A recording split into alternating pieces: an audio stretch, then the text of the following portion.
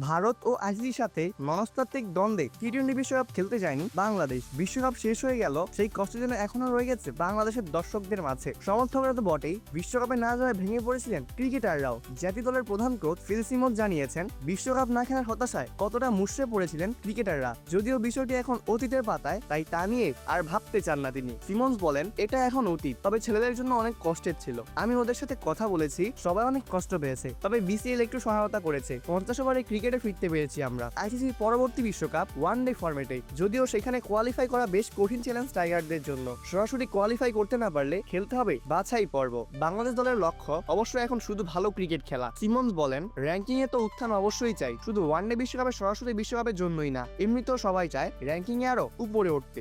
এজন্য ভালো ক্রিকেট খেলতে হবে। আমরা বিশ্বকাপে কোয়ালিফায়ার দিকে মনোযোগ না দিয়ে ভালো খেলার দিকে মনোযোগ দিচ্ছি। কিছু বছর আগেও ওয়ানডে বাংলাদেশের শীর্ষস্থানীয় ছিল। সাকিবের মতো অভিজ্ঞ এখন অনেকেই বাংলাদেশ দলে নেই। আমরা ছেলেদের নিয়ে কাজ করছি, আমাদের মেধা অনুযায়ী খেলার চেষ্টা করছি। সময় এলে কোয়ালিফিকেশন নিয়ে ভাববো, তবে তার আগে ভালো খেলতে হবে। বাংলাদেশ পাকিস্তান ওয়ানডে দলের সর্বশেষ সফরে ছিল না সুখ স্মৃতি। এবারও পাকিস্তানকে সিরিজে হারাতে মরিয়া টাইগাররা।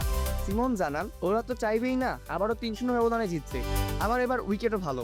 আমরা ভালো শুরুর জন্য মুখিয়ে আছি। এই সিরিজ দিয়ে বিশ্বকাপ যাত্রা শুরু হবে আমাদের। অপূর্ব দাস, লেবাস নিউজ।